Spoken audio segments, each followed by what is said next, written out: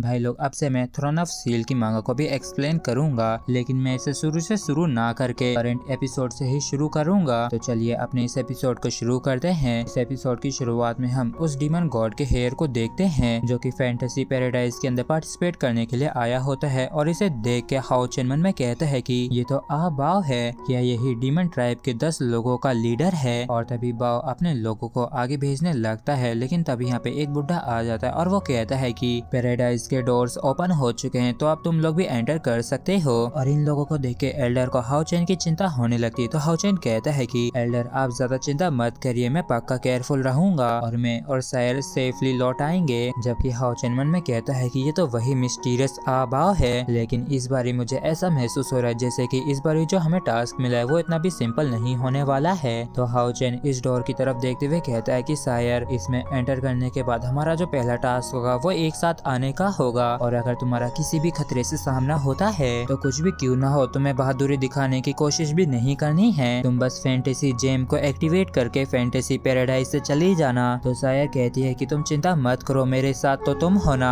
तो मैं किसी भी तरीके की जल्दबाजी नहीं करूंगी। और जब ये सभी ही फैंटेसी पैराडाइज के अंदर आ जाते हैं तो ये नजारा इन सभी को ही काफी ज्यादा हैरान करके रख देता है। और इस नजारे को देख के इनमें से एक कहता है कि ये जगह तो कितनी ज्यादा सुंदर है, और तो यहाँ की हवा तो कितनी ज्यादा खुशनुमा सी है। जबकि इस तरफ सीमा सियान काफी बोर हो रहा होता है और ये कहता है कि हे भगवान, मुझे तो ऐसा लग रहा था कि हम हमेशा के लिए एटर्नल टावर में ही फंसे रह जाएंगे, जहाँ से निकलने का कोई भी रास्ता नहीं होगा। और आखिर ये हवा में लाइट की ग्रीन ऑब्स कैसी हैं। जबकि एक लड़की सीमा सियान के नीचे दबी हुई होती है और ये कहती है कि मोटे टकले जल्दी से मेरे ऊपर से हट जा, नहीं तो मैं तेरे बोझ तले मर जाऊंगी, तुम्हारे लिए यही बेहतर होगा कि तुम तुरंत ही मेरे ऊपर से हट जाओ। जबकि इस तरफ एक लड़की काफी बुरी तरीके से डर सी गई होती है और ये कहती है कि सिस्टर युआन, इस स्पेस टेलीपोर्टेशन की वजह से मुझे काफी जोर से चक्कर से आ रहे हैं, तो ना जाने मेरे समन मॉन्स्टर्स को कैसा महसूस होगा। तो वांग युआन कहती है कि पहली बारी में थोड़ा मुश्किल होता है, लेकिन अगली बारी ये तुम्हारे लिए आसान हो जाएगा। जबकि फांग यू पूछता है कि आखिर मास्टर चैन कहाँ है। जिसके बाद हम हाओ चेन को देखते हैं जो मन में कहता है कि फैंटेसी पैराडाइज के अंदर एंटर करते ही मैं सायर से अलग हो गया। और फिर ये इस लाइट ऑर्ब को देखते हुए कहता है कि मैंने इसे तब देखा था जब मैंने फैंटेसी पैराडाइज के अंदर एंटर किया था, और वहाँ पे करीब 20 के आसपास लाइट ऑर्ब से फ्लोट कर रहे थे, जिनमें से मुझे कुछ याद हैं। इसलिए तुम सभी ही मुझे फॉलो करो और हमें जल्द से जल्द सायर को ढूंढना होगा। और तभी इनमें से एक बंदा पूछता है कि कैप्टन आखिर ये छोटे ऑर्ब्स क्या हैं। तो हाओ चेन बताता है कि जब हम फैंटेसी पैराडाइज से जाएंगे तब हमें करीब इन लाइट ऑर्ब्स को 5 किलोमीटर तक फॉलो करना होगा। और तभी हाओ चेन को अचानक से यहाँ पे स्पिरिचुअल एनर्जी फ्लक्चुएशंस महसूस होती हैं, इसलिए हाओ चेन तुरंत ही सभी को केयरफुल रहने के लिए कहता है और ये खुद चेक करने के लिए आगे चला जाता है। और जब हाओ चेन इस स्पिरिचुअल फ्लक्चुएशन को चेक करने के लिए आता है तो ये देखता है कि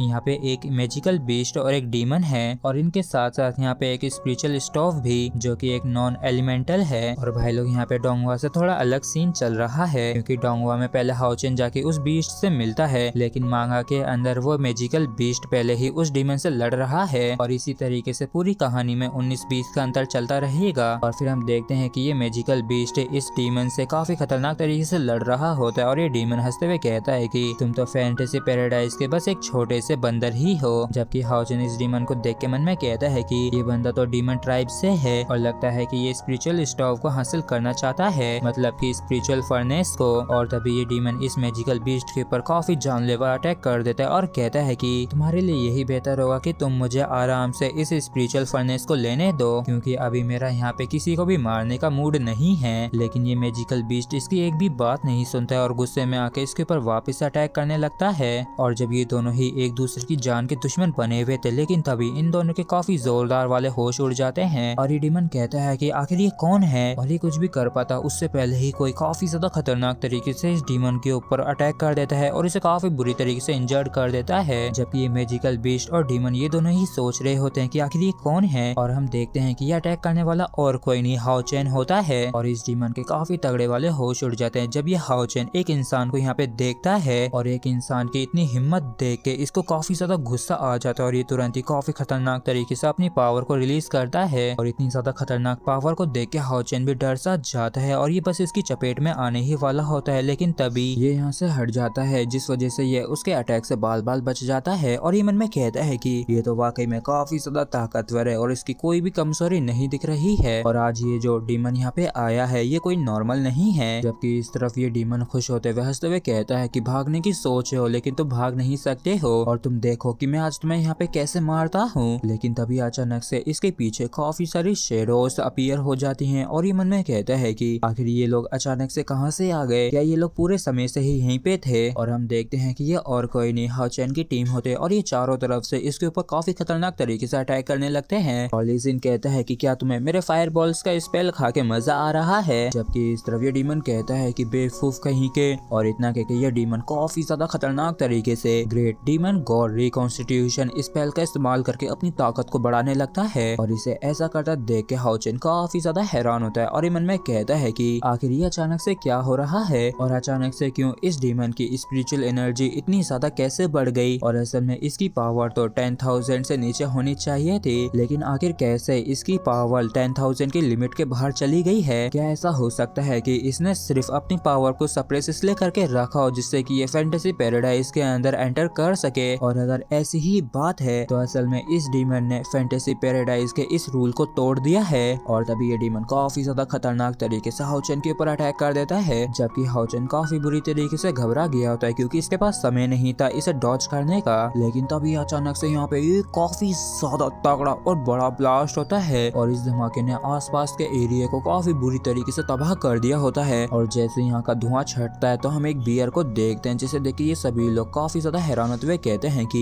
ये तो वही बड़ा सा गोरिल्ला है, लेकिन आखिर बॉस कहाँ चले गए। और तभी ली जिन घबराते हुए कहता है कि फानियो देखो तो वो गोरिल्ला हमारी तरफ ही आ रहा है और उसने ही हाओ चैन को ले रखा है। और तभी हाओ चैन गोरिल्ला की गोद में से उतरते हुए कहता है कि चिंता मत करो, मैं एकदम ठीक हूँ। स्पिरिचुअल फर्नेस को प्रोटेक्ट करने वाले इस गोरिल्ला ने ही मुझे बचाया है। और इस चीज को सुन के ली जिन मन में कहता है कि क्या ये सच में असली है। जबकि सीमा सियान सोचता है कि अभी अभी तो ये गोरिल्ला हार गया था ना। जबकि फानियो सोच आता है आखिर मास्टर चैन और ये मैजिकल बीस्ट एक दूसरे के साथ कैसे हैं। और तभी हाओ चैन कहता है कि मुझे ऐसा लग रहा है कि क्योंकि उस डीमन की स्पिरिचुअल एनर्जी फैंटेसी पैराडाइज की लिमिट से ज्यादा थी, इसी वजह से इस गोरिल्ला की भी पावर कई गुना बढ़ गई और वो डीमन मुझ पे अटैक कर पाता उससे पहले ही इसने मुझे बचा लिया। और इस चीज को सुन के ये सभी लोग काफी हैरान होते हुए कहते हैं कि ये तो कितना ज्यादा पावरफुल है और मैंने बिल्कुल भी नहीं सोचा था कि असल में फैंटेसी पैराडाइज इतना ज्यादा ताकतवर होगा। और तभी ये गोरिल्ला उस स्पिरिचुअल फर्नेस को आगे करने लगता है तो ये जो लाइट एलिमेंट वाली फेरी होती है कहती है कि मास्टर ब्रदर गोरिल्ला कह रहा है कि ये आपको वही स्पिरिचुअल फर्नेस दे रहा है जिसे उस डीमन के द्वारा ड्रॉप किया गया था और इसके साथ साथ वो स्पिरिचुअल फर्नेस भी जिसे ये खुद प्रोटेक्ट कर रहा था। हाओ चैन इस स्पिरिचुअल फर्नेस को लेते हुए कहता है कि मेरे दोस्त बहुत बहुत धन्यवाद और तुम चिंता मत करो, मैं इसे पूरी तरीके से अपने पास सुरक्षित रखूंगा। जिसके बाद ये हाओ चैन और गोरिल्ला अलग अलग हो जाते हैं और हाओ चैन कहता है कि ग्रैंडपा लिंग ने पहले कहा था कि स्पिरिचुअल फर्नेस को हासिल करने के दो तरीके हैं। पहला यह कि उस मैजिकल बीस्ट को हरा दिया जाए जो कि उस स्पिरिचुअल फर्नेस को गार्ड कर रहा हो और दूसरा रास्ता यह है कि हम उसकी मान्यता को हासिल कर लें और वो पक्का हमारे उद्देश्य को समझ गया होगा जब उसने हमारी मदद की थी। तो ली जिन काफी हैरान और खुश होते हुए कहता है कि बॉस आखिर ये स्पिरिचुअल फर्नेस कौन सा है, देखने में ये तो काफी ज्यादा पावरफुल लग रहा है। तो हाओ चैन बताता है कि ये नॉन एलिमेंटल स्पिरिचुअल फर्नेस है और ये सबसे ज्यादा यंग ये को सूट करेगा। और यंगर अब तुम जाके सबसे पहले इस फर्नेस के साथ फ्यूज हो जाओ जबकि बाकी के लोग मेरी मदद करो इस मैजिकल बीस्ट की लाश को दफनाने में और हम सभी खुदाई के दौरान ही बात करेंगे। और फिर थोड़ी देर बाद में हम ली जिन की काफी बुरी हालत देखते हैं और ये कहता है कि ये ग्लास तो कितनी ज्यादा बेहुदा दिख रही है इसलिए जल्दी जल्दी से इसे दफनाने लगता है। और तभी यहाँ पे यंगर आ जाती है जो कि इस स्टोव के साथ फ्यूज हो चुकी थी और हाओ चैन बताता है कि इस टाइप के स्पिरिचुअल फर्नेस को सब्स्टिट्यूट फर्नेस कहते हैं और स्पिरिचुअल फर्नेस के एक्टिवेशन के साथ अगर कोई यूजर के ऊपर कितना भी खतरनाक अटैक करता है तो ये उसे पूरी तरीके से ब्लॉक कर सकता है और इसकी लिमिट यूजर की स्पिरिचुअल पावर के 3 गुना है और ये ज्यादा से ज्यादा 2 बार इवॉल्व कर सकता है। और क्योंकि यिंग के पास कोई भी बैटल पावर नहीं है तो ये स्पिरिचुअल फर्नेस उसके सरवाइव करने के चांसेस को काफी बढ़ा देगा।